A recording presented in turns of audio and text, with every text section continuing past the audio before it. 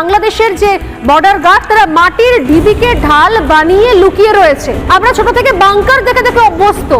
পাকিস্তানকে বহুবার জব্দ করেছে ভারত, কাশ্মীর থেকে শুরু করে কন্যাকুমারী অনেক জায়গাতে বিভিন্ন সময়তে বাংকার দেখেছি আমরা।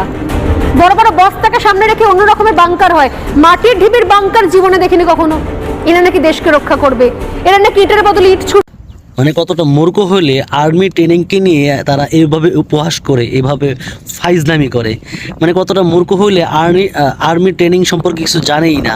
এটা কিসের ট্রেনিং, এই ট্রেনিংয়ের নাম কি, এটা কোন যুদ্ধের মধ্যে এই ট্রেনিংটা প্রয়োগ করবে, এই ট্রেনিংটাকে কাজে লাগাবে, আর্মি সম্পর্কে তাদের কোনো ধারণাই নাই।